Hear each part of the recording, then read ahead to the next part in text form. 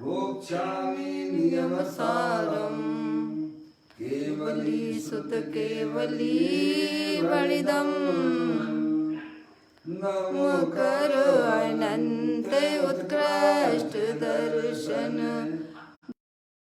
मैं जिन वीर को कहूँ नियम सार सुकेवली शुद्ध केवली पर कथित को।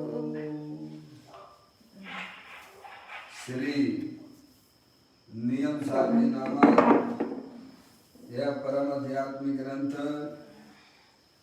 स्वाध्याय हेतु में विराजमान है। आज से 2000 वर्ष पहले इस महान पवित्र ग्रंथ की रचना आचार्य श्री कुंद देव द्वारा इसी पवित्र भूमि पर की गई। इसके टीकाकार पदम प्रमलधारी राज है। ग्रंथ का नाम नियम सार है। नियम से करने योग्य कार्य अपनी आत्मा में सम्यक दर्शन, सम्यक ज्ञान, सम्यक चारित्र रूपी निर्मल पर्याय, पवित्र पर्याय, मोक्ष मार्ग की पर्याय प्रकट करना, क्योंकि वह स्वयं सुख स्वरूप है और अनंत सुख का कारण है। अनादि काल से हमारे आपकी आत्मा में पर को अपना जानने वाली, पर को अपना मानने वाली, पर के साथ संबंध रखने वाली ऐसी मोरादेश रूपी अपवित्र पर्याय प्रकट है, जो स्वयं दुख स्वरूप है और अनंत दुख का कारण है। ऐसी मोरादेश रूपी अपवित्र पर्याय का अपनी आत्मा में से उसका अभाव करना और सम्यक दर्शन ज्ञान चारित्र रूपी निर्मल पर्याय, पवित्र पर्याय, मोक्ष मार्ग रूपी पर्याय को प्रकट करना। ऐसे कार्य की प्राप्ति माँ जनवाणी माता के माध्यम से अपने आत्मा के स्वरूप को पहचानना। अपनी जो आत्म वस्तु है वो ज्ञानादि अनंत शक्तियों के स्वरूप वाली है। ऐसे गायक प्रभु परमात्मा का माँ जनवाणी माता के द्वारा परिचय करके और शरीर राग आदि ये सब कर्मकृत वस्तुएं हैं, इन्हें अपना नहीं जानना। इस प्रकार से सम्यक भेद ज्ञान पूर्वक शरीर राग आदि का लक्ष्य छोड़ के अंदर जो अखंड ज्ञान ज्योति स्वरूप भगवान आत्मा है, जब यह जीव उसका आश्रय लेता है, उसमें अपनापन स्थापित करता है, तब उस जीव की पर्याय में निर्मल पर्यायों का प्रभाव प्रारंभ हो जाता है। उसे ही अरिहंत परमात्मा धर्म कहते हैं। उसकी चर्चा आचार्य भगवंतों ने एक एक गाथा, एक एक कलश और टीका के माध्यम से हमें अपने आत्मा के स्वरूप को समझाया है। देखिएगा यहाँ पर नियम सार जी ग्रंथ का 4वां अधिकार चल रहा है, जिसका नाम है व्यवहार चारित्र अधिकार। इस व्यवहार चारित्र अधिकार में मुनिराजों के 28 मूल गुणों की चर्चा आई है। उसमें यह 62वें नंबर की गाथा चल रही है, जिसमें भाषा समिति की चर्चा आई हुई है। उसका पाठ पढ़ते हैं, आगे चर्चा पढ़ेंगे। पैसून कर्कश भाष पर निंदा प्रशंसा आत्म की, छोड़े कहे हित कर वचन उसके समिति है वचन की। वचन की समिति किसे होती है? तो कहते हैं मुनिराज जो होते हैं ना, उनकी पर्याय में अशुभ भाव का अभाव होने से उनके पैसून यानी चुगली भरे वचन, कर्कश हैं जो कान में चुभने वाले ऐसे वचन, हास हंसी मजाक है ना भैया, हैं, और पर निंदा दूसरों की निंदा करना और अपने प्रशंसा करना है भैया। ऐसे जो है आत्म प्रशंसा है नहीं भैया, वहाँ आत्मा की प्रशंसा का मतलब ये है शरीर को अपना जानना, अपने गुण गाना, समझ गए आप। ऐसी वो है अशुभ भरे विकल्पों को कभी समय वो करते नहीं है, क्योंकि उनके पर्याय में अशुभ भाव का अभाव होने से अभी शुभ भाव शेष है, तो उनको हित में प्रिय वचनों का ही वह उनके जीवन में देखा जाता है। दिन रात आत्मा का चिंतन, मृदु संभाषण में वही कथन, सुपरहित की भाषा बोलते हैं, जो अपने लिए भी कल्याणकारी होती है और दूसरों के भी कल्याण में निमित्त होती है।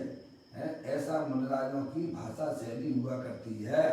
भैया देखिएगा यहाँ पर आगे अपन प्रवचन रतन चिंतामणि के माध्यम से ये हमारा आपका स्वाध्याय चल रहा है। तीसरा भाग चल रहा है इसका। कल अपन ने श्रीमद् राजचंद्र जी के शुद्ध बुद्ध चैतन्य खंड स्वयं ज्योति सुखधाम बीजो कईयो केटलू कर विचार तो पाम है, इसके ऊपर अपनी चर्चा चल रही थी। आत्मसिद्धि गाथा का 170वें नंबर की गाथा है। पेज नंबर 100 ये हो गया था पूरा क्या? चलिए हाँ, ये हो गया था। पेज नंबर 112 पे आ जाइए। शब्द वाला भी हो गया। पीछे देखेंगे 112वें पृष्ठ पर आप आएंगे, फिर देखेंगे आप जो है जिन्होंने स्वहित में चित्त को स्थापित किया है। यह भी हुआ। फिर मुनिराज की लाइन है ये अपन ने पढ़ाई था। जिनके सर्व प्रचार शांत हुआ है भैया। देखें आप नीचे, हाँ, यही वाला चलेगा। जिनके सर्व प्रचार शांत हुआ है, उसको अपन पढ़ लेते हैं। मुनिराज की लाइन है जिनके सर्व प्रचार शांत हुआ है। यहाँ कहते हैं मैंने 5 लाख रुपए दिए हैं, तुम्हारे नाम की यह पाठशाला बनाई है, तुम्हारे नाम से पाठशाला चला रहे हैं तथा तुम्हारी उपस्थिति में यह बनाई है, इसलिए 1 घंटे तो तुम्हें यहाँ ध्यान देना होगा, इतना काम तुम्हें करना होगा। इस प्रकार ऐसा काम मुनि के माथे पर नहीं होता है। समझ में आया भैया? क्या जनता कहती है ना महाराज जी हमने आपके निमित्त से बनाई है, तो आपका जो है ना आपको यहाँ रहना पड़ेगा, कम से कम 1-2 घंटे तो प्रवचन करना पड़ेगा, लोगों को समझाना पड़ेगा भैया, इतना पैसा हमने खर्च किया है। ऐसी बातें यहाँ की जा रही है। देखो क्या कहते हैं, दोबारा पढ़ता हूँ।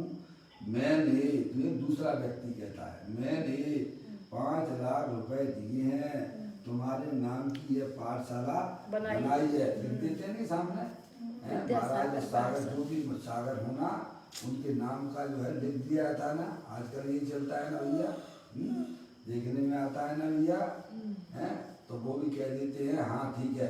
क्या तो वो महाराज नहीं है, महाराज किसी के बंधे हुए नहीं होते हैं। समझ में आया भैया? अनियतवादी होते हैं। अनियतवादी। सुनो समझ में आ गई भैया? ऐसा कोई कहता है और अगर महाराज को ये बात स्वीकार हो जाए तो वो जो है फिर महाराज ही नहीं होते हैं। ये बात इसीलिए बताई जा रही है क्योंकि ये लोक में बहुत चलता है। और उनके नाम की जो है पाठशाला का नाम भी वो दीवारों पर लिख दिया जाता है। क्या समझ में भैया? तो यहाँ कहते हैं मैंने 5 लाख रुपए दिए हैं, तुम्हारे नाम की ये पाठशाला बनाई है, तुम्हारे नाम से पाठशाला चला रहे हैं तथा तुम्हारी उपस्थिति में यह बनाई है, इसलिए 1 घंटे तो, कम से कम 1 घंटे तो तुम्हें यहाँ ध्यान देना होगा। समझ में आया भैया? इतना काम तुम्हें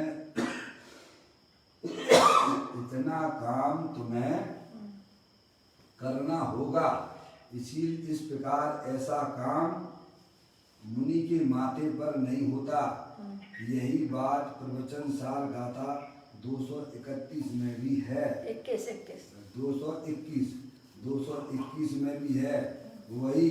बट अर्थात इतने लड़के पढ़ते हैं, उनका ध्यान रखना पड़ेगा। ऐसा हिसाब किताब मुनि को नहीं होता। अरे मात्र ध्यान रखने की जिम्मेदारी ही मुनि को नहीं होती। काम सिर पर लेना कहने से तुम्हें यहाँ तो 1 घंटे उपदेश देना होगा इत्यादि ऐसा कोई भी काम मुनि के सिर पर नहीं होता। वे अकसाय भाव में स्थिर है ना, इसलिए उन्हें ऐसा विकल्प उत्पन्न होने का अवकाश ही नहीं है। समझ गए? मुनिराज है, मुनिराज। अरे जिम्मेदारी तो घर गृहस्थी में ही बहुत है ना भाई साहब, हैं? मुनि होकर भी दूसरों की जिम्मेदारी लेना धर्म की समझ में आया। एक पंडित जी हुए है ना, पंडित जी बोलती हैं, गणेश प्रसाद जी पंडित जी, आपने नाम सुना होगा भैया। गणेश प्रसाद जी कहते हैं अगर तुम्हें साक्षात दुख का अनुभव करना हो तो धर्म के नाम पर एक पदवी आप ले लेना। क्या कहा? अगर तुम्हें साक्षात दुख का अनुभव करना हो तो धर्म की एक है जिम्मेदारी, आप कोई पद ले लेना तो आपको मालूम पड़ जाएगा। यानी धर्म के नाम पर भी कोई जिम्मेदारी लेना यानी क्या? अपनी आत्मा को आफत में डालना है। समझ में आया? तो ये काम मुनिराज कभी नहीं करते हैं। समझ में आया? भैया मैंने ये आयतन बना रहा हूँ, है भैया महाराज जी आपको यहाँ रहना पड़ेगा, है समझ में आई ना? आप इसके पैसे इकट्ठे करवाना भैया, है अब उसने क्या जिम्मेदारी ले ली ना, तो लोगों को ये कहेगा भैया तुम यहाँ पर जो है दान दो। अरे ऐसे मांगना, भीख मांगना तो भीख है भाई साहब, ये समझ में आया कि नहीं भैया? और जहाँ भीख की पर्याय होती है वहाँ पराधीनता होती है ना, और जहाँ पराधीनता होती है वहाँ दुख की पर्याय हुई कि नहीं हुई? है जनता को खुश करना है भैया, उनसे पैसे लेना, उनसे पैसे के लिए कहना है। गुरुदेव पूज्य गुरुदेव श्री काजी स्वामी उन्होंने कभी भी अपने श्रावक को ऐसी स्थिति होती है, काजी स्वामी ने कभी भी ये नहीं कहा कि तुम यहाँ मंदिर बनवाओ। क्या कहा भैया?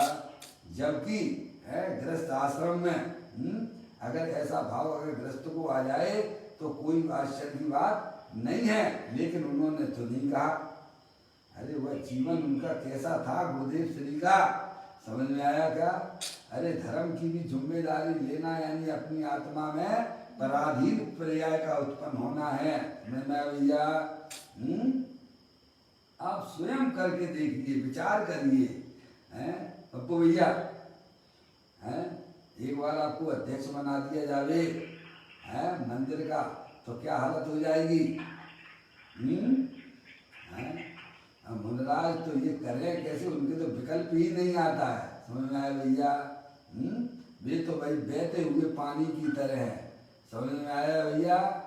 योगी जो होता है, मुनिराज जो होते हैं, वे तो एक समय की पर्याय में अंदर जो उत्पन्न होने वाली है वह निर्मल पर्याय की भी जिम्मेदारी नहीं लेते हैं।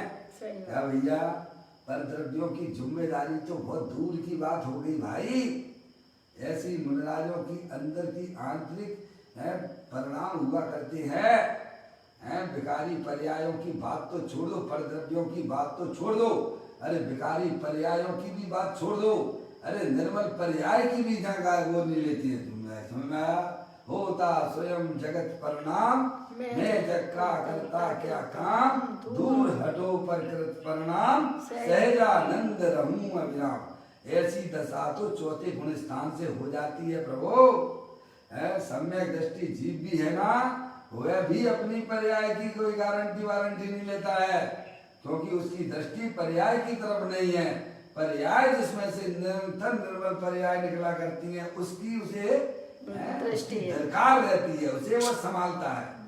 कौन तुम्हारे ये मकान है, दुकान है, मंदिर है, कौन संभाले? है भैया? ऐसी गजब की कुछ चर्चाएं, आंतरिक चर्चाएं भैया, उन्हें हमें समझना चाहिए। है भैया? हम तो पता नहीं किन किन की जिम्मेदारी लेके बैठी है भाई। अरे उस पर्याय में दुख की पर्याय है, वह पर्याय पराधीन पर्याय है। समझ में आया भैया? कुछ नहीं, इस पर्याय में बस एक ही काम करने योग्य है। अपने चेतनेश्वर भगवान आत्मा को पहचानो और उसके साथ मस्ती करो। क्या करना भैया? दूसरा कोई कैसे में है काम नहीं होता है ज्ञानियों के पास में। मुनराज तो बहुत ऊंची लेवल वाले है। क्या कहा भैया? मुनराज का लेवल पर्याय का बहुत ऊंचा हो गया है। समझ में आया भैया?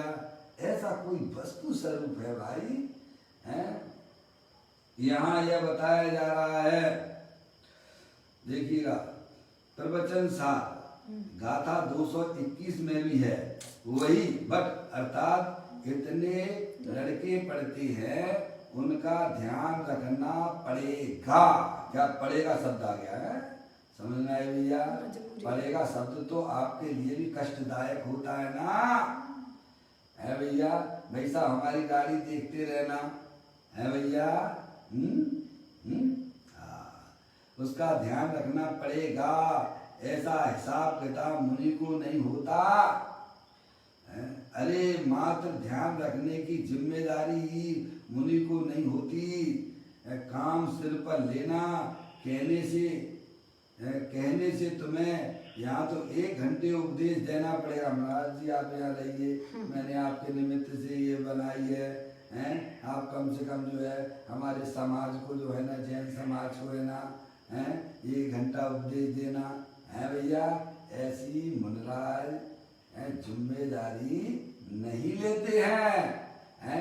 अरे भाई साहब वह तो प्रवचन करने की भी जिम्मेदारी नहीं लेते हैं। क्या भैया? उनका तो एक ही काम है, बस अपने आत्मा में मस्त रहना है भैया। और ज्ञान भी करना उनके लिए कोई जिम्मेदारी नहीं लेते हैं। शास्त्र हो भैया उसको पढ़े भैया, ऐसी भी जिम्मेदारी उनको नहीं होती है। समझ में आया भैया? शास्त्र का सार तो उन्होंने अपनी पर्याय में प्राप्त कर लिया है भैया। वह पराधीन जिसमें पर्याय उत्पन्न होती हो, ऐसी कोई भी जिम्मेदारी मुनराज नहीं लेते हैं। इत्यादि ऐसे कोई भी कारण मुनि के सिर पर नहीं होता। वे अकसाय भाव में स्थिर है ना। ऐसा चेतनेश्वर भगवान आत्मा जो समस्त कसाओं के अभाव रूप है। क्या भैया? जिसमें क्रोध मान माया लोभ हास अरति शोक भय जुगुप्सा स्त्री वेद पुरुष वेद नपुंसक वेद ऐसी पर्याय का भी जिसमें अभाव है, ऐसी अकसाई स्वरूपी भगवान आत्मा की दृष्टि उनको हुई है। यानी आनंद रूपी वस्तु आत्मा की मिल गई उन्हें, है भैया? आनंद स्वरूप वस्तु है ना, उनकी पर्याय को प्राप्त हुआ है तो वे निरंतर अपने कहाँ रहेंगे भैया? जहाँ आनंद भरा हुआ है, जिसके साथ जिसकी पर्याय का संबंध हो गया है, क्यों इन कसायों के और परद्रव्यों के चक्कर में पड़ेंगे भाई? हैं? आपको भी कोई बढ़िया सी चीज मिल जाए ना, है तो आप क्या करोगे? है भैया? दूसरों को बताते फिरोगे क्या? है भैया? ऐसे मुनराज जिन्होंने अपनी ज्ञान की पर्याय में अकसाई स्वभावी भगवान आत्मा का वर्ण किया है, ऐसा चेतनेश्वर भगवान आत्मा सभी के पास में। समझ में आया भैया? कहते हैं अकसाई भाव में स्थिर है ना, उनकी पर्याय जो है अपनी अकसाई स्वभावी भगवान आत्मा है, परम पवित्र है भैया। ऐसी आत्मा में उनकी पर्याय स्थिर है ना प्रभु। इसीलिए उन्हें ऐसा विकल्प उत्पन्न होने का अवकाश ही नहीं है भैया? ऐसी कोई बातें हैं भैया? बहुत सुंदर मार्ग है, बहुत प्यारा मार्ग है, जिंदगी में कभी सुना नहीं है भैया। सुनने वालों की साथ समागम नहीं किया है। कहते हैं जिनकी भाषा स्वयं पर को सफल हितरूप है, परम परमाधारी देव मुनराज के नाम है भैया। ये है जिनकी भाषा स्वयं पर को यानी अपने लिए और दूसरों के लिए भी सफल यानी हितरूप है। अब इसकी बात मुनि अपने को भी शुद्ध और सुख परिणति को ऐसा कहते हैं। मुनि अपने को भी है भैया, ये अपने को, अरे अपने को कहने की क्या जरूरत है भैया? है समझ में आई? अपना आत्मा को गुरु बनाओ, है दूसरों को गुरु बनाने से तुझे कुछ नहीं मिलने वाला है मोक्ष मार्ग में चलना है तो अपने आत्मा को देव जानो, अपने आत्मा को गुरु बनाओ, अपने आत्मा से बातें करो। है भैया, दुनिया भर की बातें दूसरों से करते रहते हो भैया, अपने आत्मा को छोड़ देते तो आत्मा नाराज नहीं होगा? है जिसे अपने आत्मा से बातें करना चालू हो गया है भैया, उसकी पर्याय कैसी होती होगी? है भैया, एक समय विचार तो करो। कहते हैं अपने को भी शुद्ध और सुख परिणति हो ऐसा कहते हैं। अपने आत्मा में निरंतर शुद्धता की वृद्धि होती रहे है भैया, और अब पर्याय उपयोग जो है अशुभ कार्यों में ना जावे, ऐसी हंसी मजाक जैसी बातें नहीं करते भैया। अपने लिए भी कल्याणकारी हो और दूसरों के लिए भी कल्याण में निमित्त होती है, ऐसी मुनिराजों की वाणी हुआ करती है। समझ में आया भैया? हमें भी अच्छी अच्छी बातें करना चाहिए, अच्छी अच्छी बातें बोलना चाहिए। अरे क्या इस लोक में अच्छे शब्दों की कमी है क्या? है भैया, ऐसे कर्कश वचन मत बोलो जो स्वयं के लिए भी घातक हों और दूसरों के लिए भी घातक हों। ऐसे चुगली भरे वचन कभी नहीं बोलना है भैया, अच्छी अच्छी बातें करना सबके हितकारी हों। ऐसा करने से क्या होता है मालूम है भैया? हमारी परिणति में भी हुआ आनंद की पर्याय चलने लग जाती है भैया। सब जीव हमारे दुश्मन भी होना, उनसे भी अच्छी बातें करना भैया, नरमता से करना। वो आपके लिए भी हितकारी होता है और दूसरों के लिए भी हितकारी होता है। श्रावकों को भी इसी प्रकार की चर्चा करना, कभी भी ऐसे कर्कश वचनों का उपयोग ना करना। कहते हैं ना भैया, दूसरों को जो है ना, दूसरों को लाभ देते रहोगे तो आप तो वैसे ही महाराजा बन जाओगे। काका भैया, दूसरों को बढ़ाओगे आगे तो आप तो स्वयं भी आगे बढ़ जाओगे। है भैया, किसी के साथ गलत व्यवहार ना करना है भैया। कैसा भी कोई भी हो, सब भगवान आत्मा है। आई बात समझ में भैया? कथा आती, मेरा कथा सुनाने का परिणाम नहीं है। समझ में आया भैया? आगम में एक कथा आती है, वो जो है लकड़हारा था ना, लकड़हारा ने एक बार जो है शेर, उसके लकड़हारा था ना, लकड़ी काटने जाता था तो ये उसने जो शेर ने उसकी पंजे में कांटा फंस गया था और उसने उस कांटे को निकाल दिया। किसने? लकड़हारे ने। समझ में आई भैया? लकड़हारे जब शेर के पैर में जंगल में लकड़ी काटने जाता था ना लकड़हारा, तो उसके पैर में कांटा फंस गया था। तो वह लकड़हारे से कहता है, पंजा आगे करके, हाथ आगे करके तुम इसे निकाल दो। और वह लकड़हारे ने उसके पंजे में से कांटा निकाल लिया। समझ में आया भैया? अब लकड़हारा जब अपने घर जाने लगा तो शेर भी उसके पीछे पीछे चलने लगा। है भैया? आई बात समझ में? अरे त्रियंच गति के जीवों को भी चाहे कितने भी वे के कसाय वाले हों, समझ में आए भैया? समझ में आए? वे भी कैसे प्रेम से करोगे तो वे भी आपके साथ में प्रेम का व्यवहार करते हैं। एक बार मैंने इस टीवी पर देखा था, एक इंसान था और 15, 20, 25 शेरों के साथ में खेला करता था। क्या करता था भैया? समझ में आया भैया? अपनी खूंखार पर्याय को छोड़ देता है, क्रोध भरी पर्याय को भी छोड़ देता है, प्रेम के वशीभूत होकर जीव क्या क्या नहीं कर सकता है, वह शेर भी इसने मेरे हित का काम किया है, इसने मेरे पंजे में से कांटा निकाल दिया है। जब वह लकड़हारा घर जा रहा था तो शेर भी उसके पीछे पीछे चलने लग गया।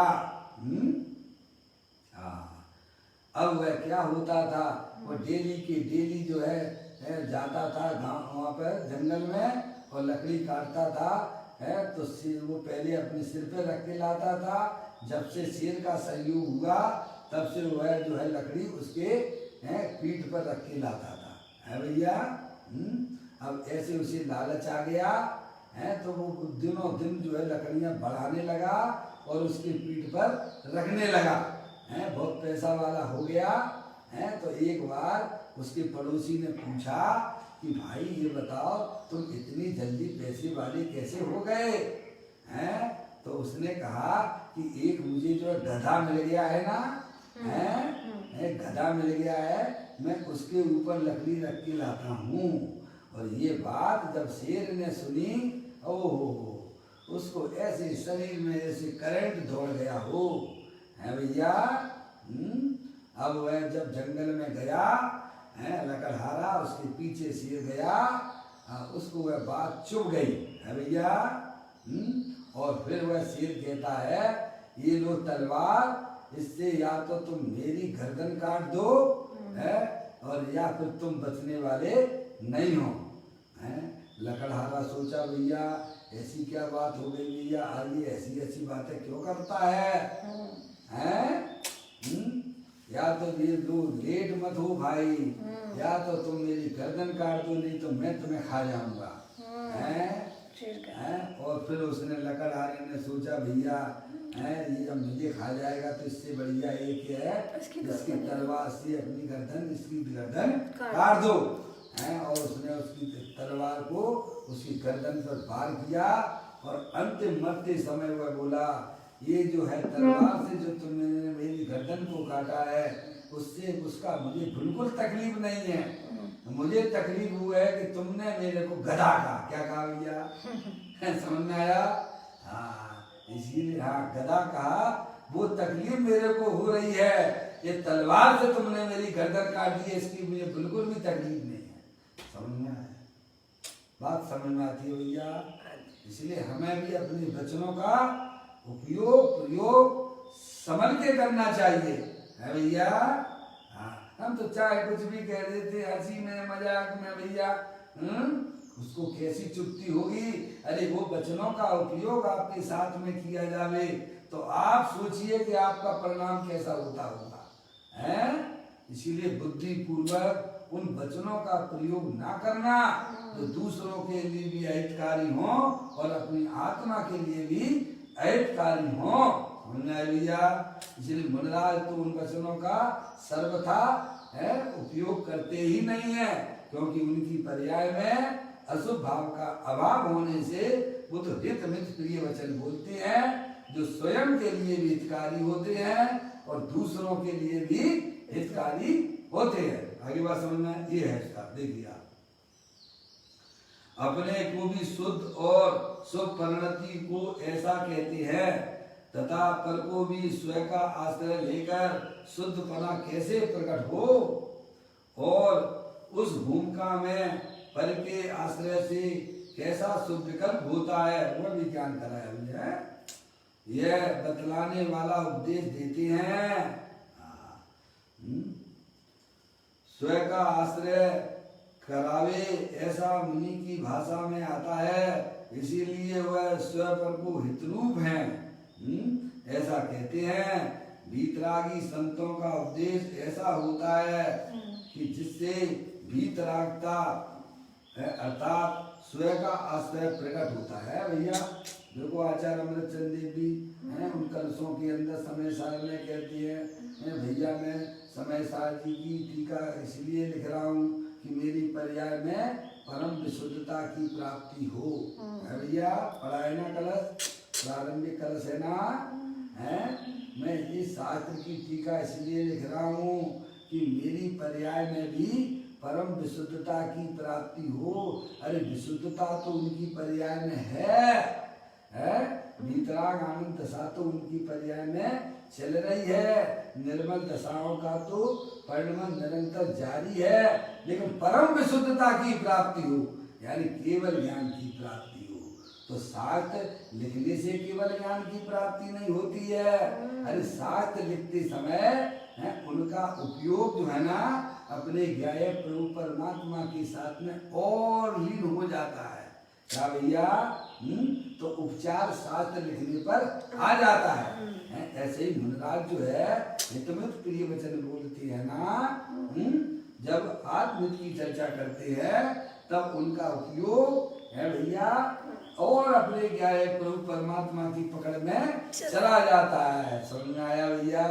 ये होती है सुपर प्रकाशक है भैया। और दूसरों को भी वह की चर्चा होती है। जब दूसरा भी अपने आत्मा की चर्चा को सुनता है तो वह भी अंतर्मुखी उपयोग के द्वारा अपने ज्ञाय प्रभु परमात्मा की अंदर में पकड़ बनाता है। देखो दिव्य ध्वनि है ना, अरिहंत परमात्मा की दिव्य ध्वनि है ना, समूह शरण में कीर्ति है ना, है वहां पर भावलिंगी संत मुनराज भी बैठे होते हैं। ये अपनी आत्मा को आत्मा के साथ में रहते हैं। निर्मल पर्याय निरंतर चलती रहती है। तीन चौकड़ी कसाई के अभाव पूर्वक भावलिंगी संत भी भगवान की सभा में बैठे रहते हैं और इधर भगवान की दिव्य ध्वनि गिरती है और वह भी अंतरोन्मुखी उपयोग के द्वारा अपने ज्ञाय प्रभु परमात्मा का रसास्वादन करते हैं। और वह सुनते सुनते सुनते सुनते ऐसी उनकी पर्याय जो है ना भैया, उन्हें कब केवल ज्ञान हो जाता है पता ही नहीं पड़ता है। ऐसी सुपर हित की चर्चाएं हुआ करती है भैया, है भैया। तो दूसरों के लिए भी हित की बात हितकार होती है और अपने लिए भी कल्याण की बातें होती हैं। उन चर्चाओं को ही आगे लाना चाहिए। ऐसी निंदा भरी वचने न स्वयं करो न दूसरों को करने के लिए बाध्य करो। समझ में आया भैया? पर दूसरे पे हमारा अधिकार नहीं है, पर अपन तो सच बोलो ना भाई। हैं तुम झूठ बोलते हो, मायाचारी चलती हो, तो किसके साथ करते हो गलत काम? है भैया, स्वयं कोई दुर्गति है भैया। अजय भैया, आपका वॉल्यूम थोड़ा कम कर दिया था, अब है भैया। अजय भैया, हम झूठ बोलते हैं, मायाचारी करते हैं भैया, तो किसके साथ करते हो? है दूसरों के लिए कर रहे हो कि अपने लिए कर रहे हो? तुम भट्टा किसके लिए खोद रहे हो? है भैया। हमें लगता है कि मैं झूठ बोल के पैसा कमा लूंगा, मायाचारी करके कैसे अपना काम कर लूंगा। अरे भगवान, तू स्वयं अपने लिए गड्ढा खोल रहा है? तू ऐसे परिणाम करके स्वयं अपने आत्मा को 4 गति 84 लाख योनियों में पर भ्रमण करा रहा है। और अभी वर्तमान में भी इन परिणामों से आत्मा करती है भैया। आत्मा को दुख होता है भैया। इसीलिए इन चर्चाओं को बंद करने की कोशिश करो। मुनराज तो सर्वथा करते ही नहीं है, पर एक देश पालन श्रावक भी करते हैं। मौसी, बहुत सुंदर चर्चा है भैया।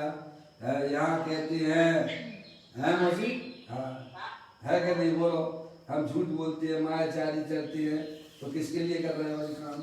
कोई के दूसरे के क्या हो रहा है वर्तमान में? क्या होता है? आनंद आता है क्या? स्वयं के लिए अपने कर्म बनते। अरे कर्म तो बनेंगे ही बनेंगे। अरे तत्काल आत्मा की पर्याय में दुख की पर्याय होती है। क्या कहा भैया? अरे भाई, अच्छी अच्छी बातें करो भैया।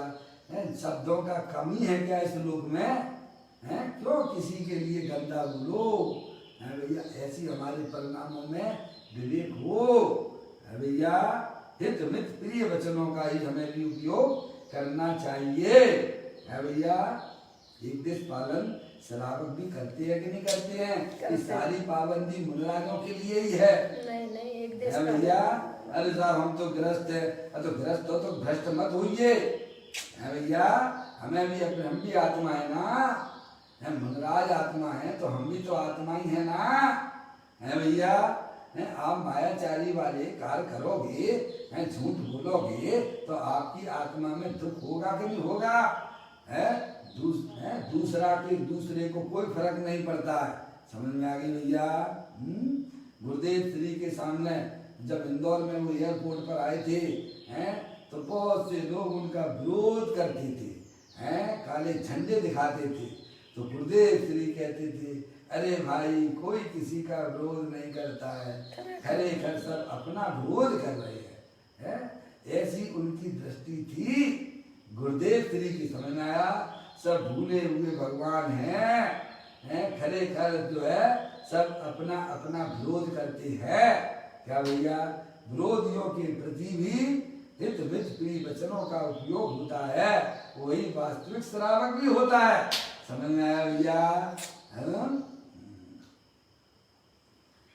कहते हैं, यह बतलाने वाला उपदेश देते हैं, स्वयं का आश्रय करावे, ऐसे मुनि को भाषा में आता है। स्वयं की पर्याय भी अपने ध्यायक प्रभु परमात्मा में है और आनंदित लेने लग जाती है। हित मित प्रिय वचन बोलोगे भाई साहब, हैं, तो आपकी पर्याय भी आपकी ध्यायक प्रभु परमात्मा की तरफ बढ़ेगी ना, और जो सामने वाला भी सुनेगा ना, तो उसको भी लगेगा, ओहो क्या अत्यंत भगवान की वाणी है, ये तो मैंने कभी सुनी ही नहीं है, ये वास्तविक है, कोई इसमें बनावट ही नहीं है। समझ आया? तो वह जीव भी समझ जाएगा और वह भी अपने आत्मा की सेवन करने लग जाता है। इसलिए हित मित प्रिय वचनों का बोलना जितना जरूरी मुनिराजों के लिए है, उतना जरूरी हमारे लिए भी है। हमें भी मुनि बनना है कि नहीं बनना है? तो पहले संस्कार डाले जाते हैं कि नहीं डाले जाते, कि एकदम मुनि बन जाते हैं? है भैया? देखिएगा, यहाँ कहते हैं ऐसे मुनि की भाषा में आता है, सुपरहित का भी भाषा है, इसीलिए वह स्वपर को हितरूप है। ऐसा कहते हैं, वीतरागी संतों का उपदेश ऐसा होता है जिससे वीतरागता अर्थात स्वयं का आश्रय प्रकट होता है भैया। ऐसी चर्चा करो भैया, है अपना आत्मा है भैया, तीनों काल शुद्ध रूप है, जिसमें परद्रव्य का प्रवेश नहीं हो रहा है, जिसमें पर्याय का भी प्रवेश नहीं होता है। ऐसा चेतनेश्वर भगवान आत्मा, ऐसे ही सभी जीव ऐसे हैं भैया। ऐसी भाषा का उपयोग करना है, शुद्ध आत्मा ही कहने योग्य है, शुद्ध आत्मा ही बताने योग्य है, और शुद्ध आत्मा ही आश्रय करने योग्य है। समझ में आया भैया? ऐसी वाणी उनकी भाषा में आती है, अर्थात दूसरों को उपदेश में भी ऐसा कहती है, मुनिराज के भाव में शुद्ध परिणति है, परम विशुद्धता की प्राप्ति हो का मतलब क्या? अभी पर्याय में तो विशुद्धता चल रही है, निर्मल पर्यायों का प्रभाव चालू है, पर उस पर्याय में भी परम विशुद्धता की प्राप्ति हो। क्या भैया? शास्त्र लिखते हैं, नहीं तो काय के लिए लिखते हैं? क्यों भैया? अपने लिए लिख रहे हैं, दूसरों के लिए लिखते हैं क्या? दूसरों को भी कल्याण में निमित्त हो, और लिखते समय हमारी पर्याय भी है भैया अपने आत्मा की तरफ बढ़ जाती है भैया। ऐसा कुछ गजब का काम है। इसीलिए दूसरों को भी स्वयं के आश्रय से है शुद्ध परिणति हो, ऐसा कहती है। तात्पर्य है कि पर के आश्रय से राग होता है और स्वयं के आश्रय से निर्मलता होती है, ऐसा बतलाने वाला मुनिराज का उपदेश होता है भैया। ऐसा एक निमित्त निमित्तिक संबंध बनता है। जब अच्छी भाषा का उपयोग होता है तो सामने वाला जो सुनता है उसके जो वीतराग पर्याय प्रकट होगी वह अपने उसके कारण से होगी, वचनों के कारण से ना होगी। क्या कह रहे भैया? समझ गया? व्यवहार से कहा जाता है, व्यवहार से कहा जाता है कि आपने ऐसा उपदेश दिया, पर वह जो पर्याय निर्मल प्रकट हुई है वह स्वयं स्वतः उस द्रव्य की स्वयं के कारण से है भैया। ऐसा स्वतंत्रता का कर्ता कर्म पर निमित्त निमित्तिक संबंध निमित्त निमित्तिक संबंध तो नहीं है, पर कर्ता कर्म निमित्त निमित्तिक संबंध तो पर्याय में होता है।